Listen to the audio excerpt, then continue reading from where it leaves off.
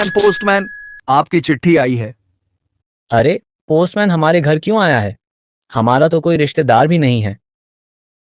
आप बाहर जाकर देखिए तो सही, किसकी चिट्ठी आई है।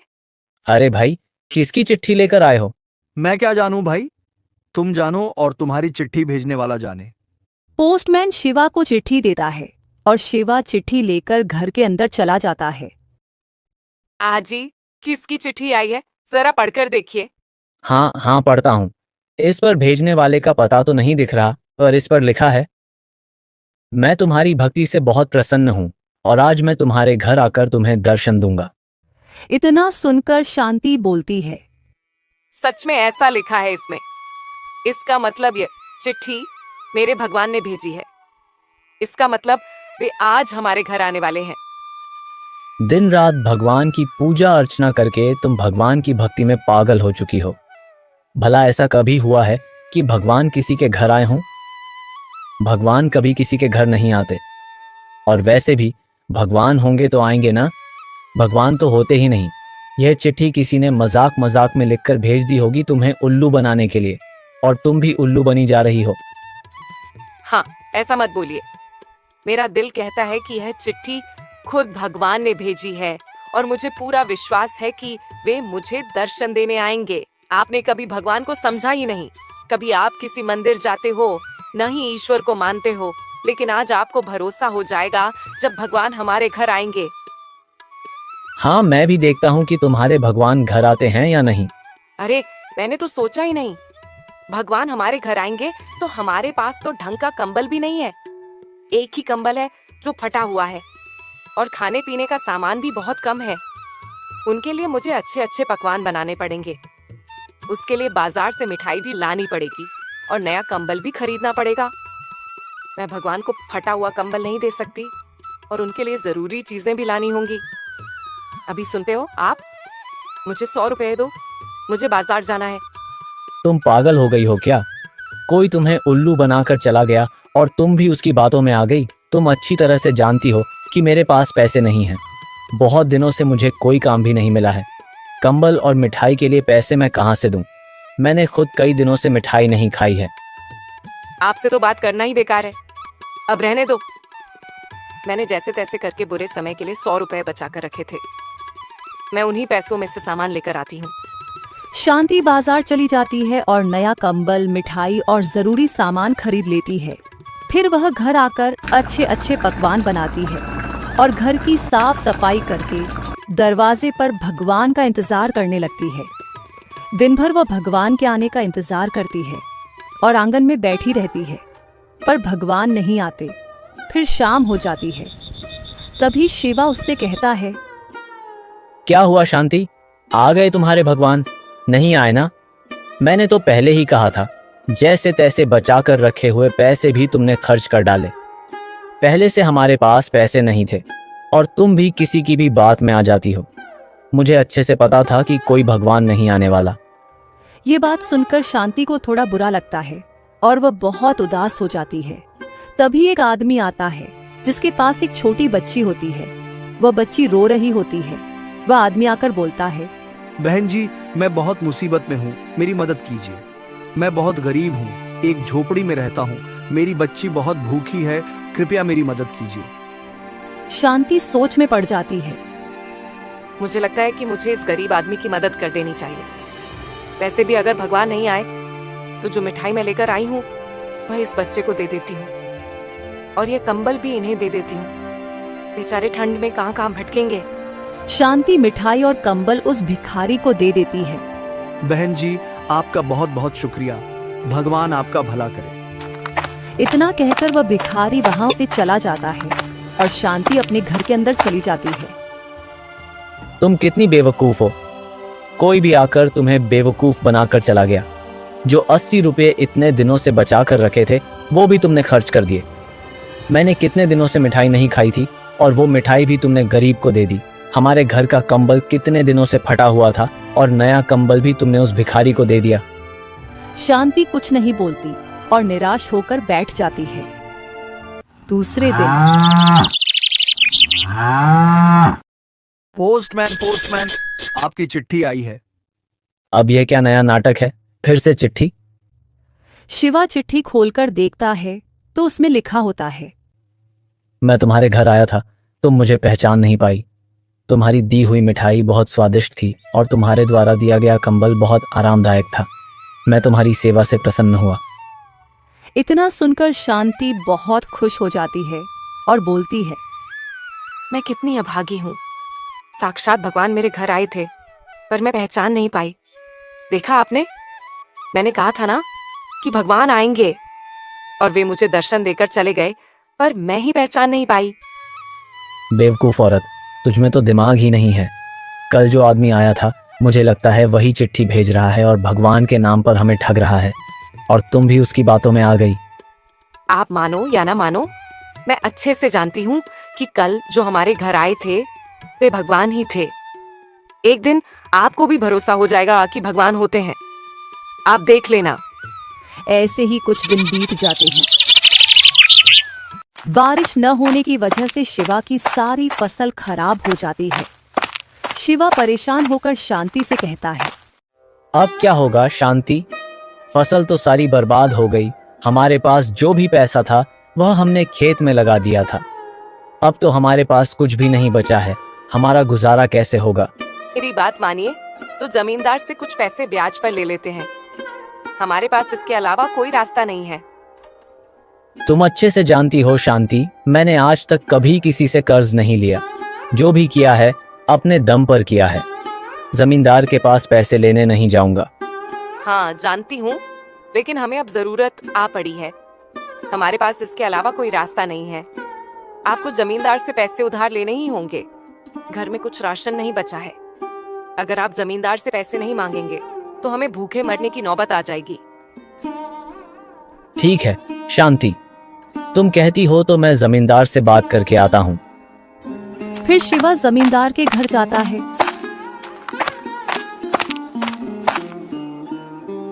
और उससे पैसे की बात करता है। जमींदार सोचता है, पहली बार शिवा मुझसे कर्ज मांगने आया है।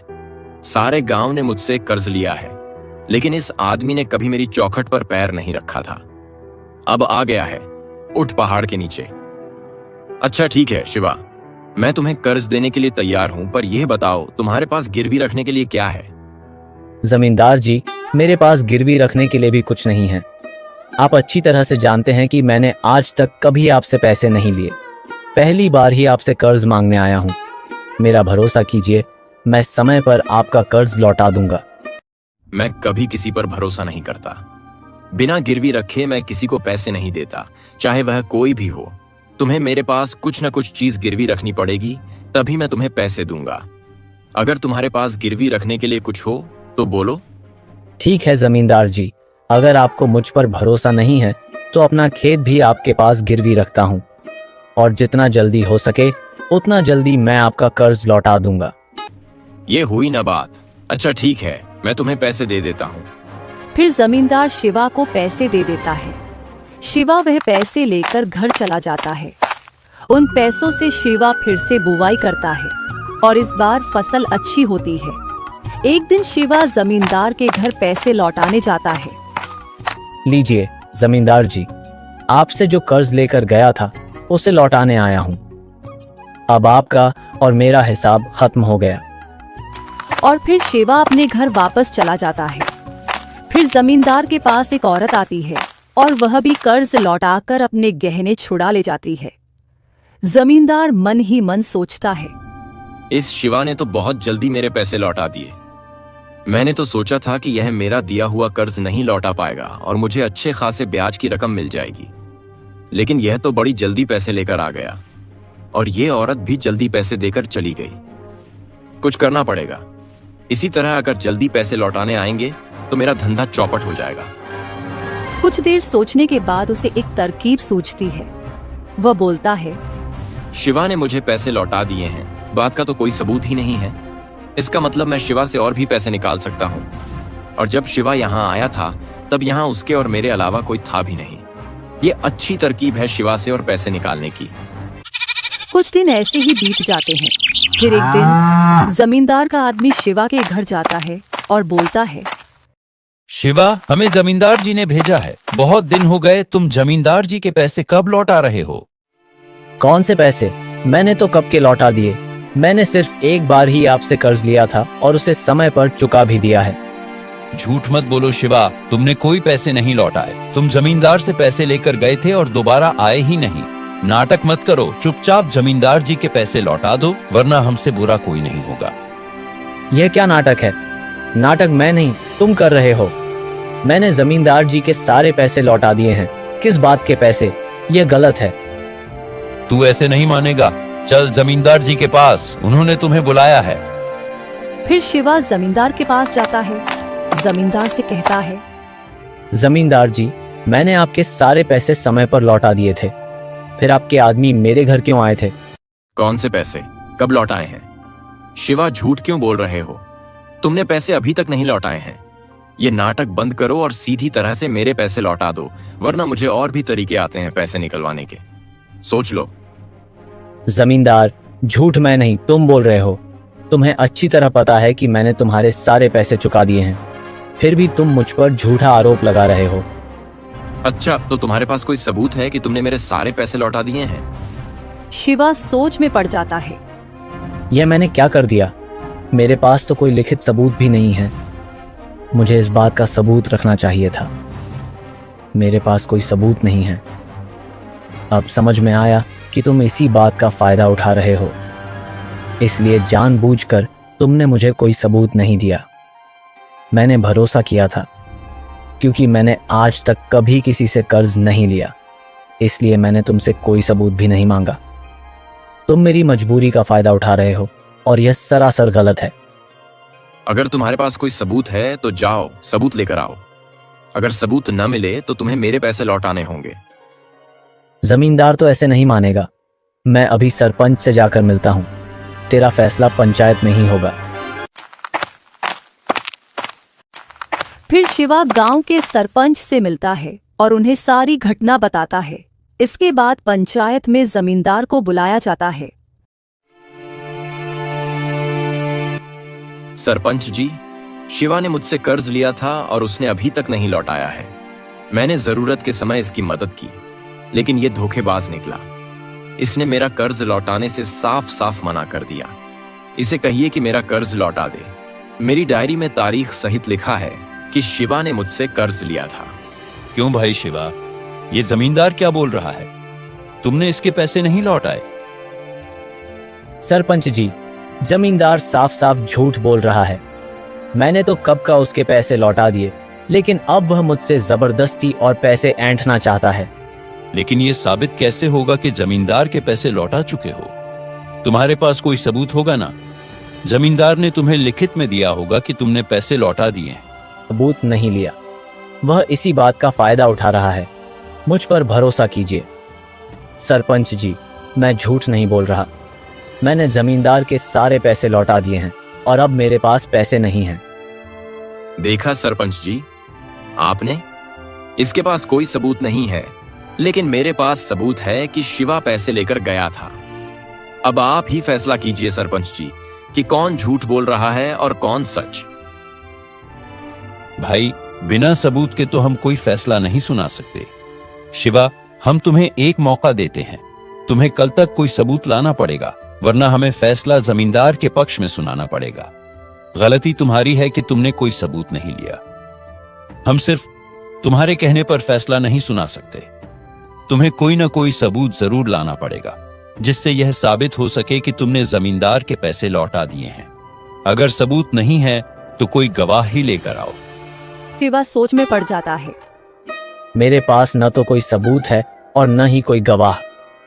मैं किसे लेकर आऊं? जब मैं जमींदार को पैसे लौटा रहा था तब वहां कोई नहीं था। अब मैं क्या करूं? जमींदार ने तो मुझे बुरी तरह फंसा दिया है। शिवा घर जाकर निराश होकर बैठ जाता है। कभी उसकी पत्नी उसे समझाने की कोशिश करती है, लेकिन वह किसी की बात नहीं सुनता। उसे लगने लगता है कि अब कुछ नहीं हो सकता।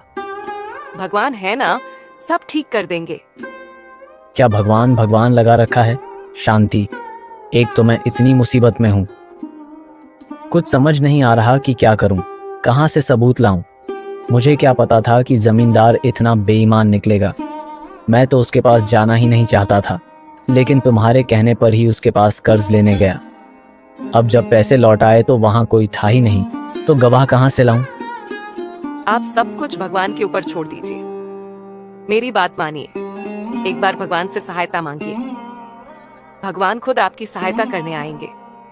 जब हमें कुछ समझ नहीं आ रहा हो तो हमें सब कुछ ईश्वर के ऊपर छोड़ देना चाहिए। आप सिर्फ एक बार ईश्वर पर भरोसा करके देखिए। सच्चे मन से उन्हें पुकारिए, वे जरूर आकर आपकी सहायता करेंगे। अब हमें वही बचा सकते हैं और कोई नहीं। भले ही वहां कोई गवाह नहीं था, लेकिन ईश्वर जानते हैं कि सच क्या है। किसी ने देखा हो या ना देखा हो, लेकिन ईश्वर ने देखा है कि आपने जमींदार को सारे पैसे लौटा दिए हैं। ये क्या बोल रही हो शांति? तुम्हारे ईश्वर तो नहीं आएंगे गवाही देने। आप एक बार उन्हें पुकार कर तो देखिए, एक बार दिल से उन्हें बुलाइए, वो आपकी सहायता जरूर करेंगे। अगर इस बार ईश्वर ने आपका साथ नहीं दिया तो फिर आपको कभी भी ईश्वर को मानने की जरूरत नहीं। मेरे कहने पर सिर्फ एक बार ईश्वर पर भरोसा करके देखिए। अच्छा ठीक है शांति, मैं एक मौका देता हूँ। मैं कल पंचायत में ईश्वर का ही नाम लूंगा। देखता हूँ क्या सच में ईश्वर मुझे बचाने आते हैं या नहीं। मेरा मन कहता है कि ईश्वर हमारी सहायता जरूर करेंगे। हमने कभी किसी का कुछ नहीं बिगाड़ा, कभी किसी के साथ बुरा नहीं किया, तो ईश्वर हमारे साथ भी बुरा नहीं होने देंगे। वे हमारी सहायता जरूर करेंगे। ईश्वर के रहते हमारे साथ अन्याय नहीं होगा, सत्य की ही जीत होगी। आप देख लेना। अगले दिन पंचायत में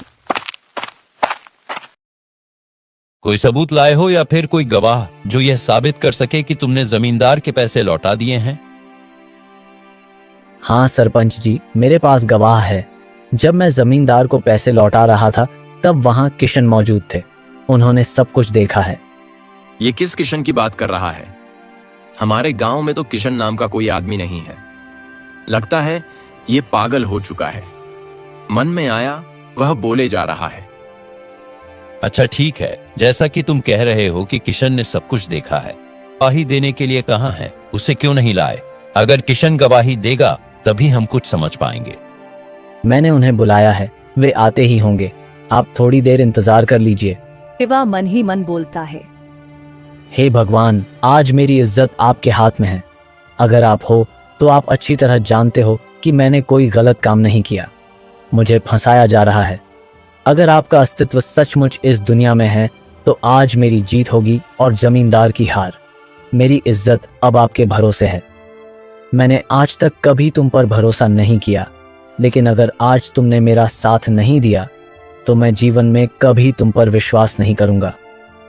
मेरी लाज रख लेना प्रभु। कुछ देर तक सभी इंतजार करते हैं, लेकिन कोई नहीं आता। जमींदार हंसते हुए कहता है, सरपंच जी, यह बेकार में समय गंवा रहा है।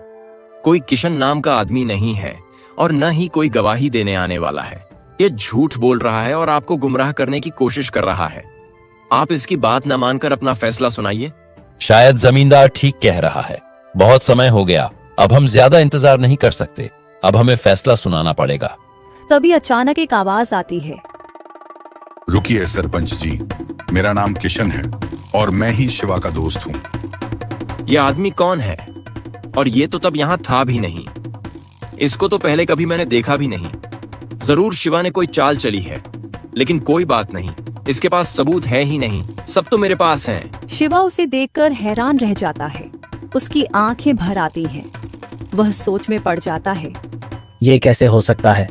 साक्षात भगवान मेरी मदद करने आए हैं। मुझे अपनी आंखों पर भरोसा नहीं हो रहा। क्या मैं जो देख रहा हूँ वह सच है?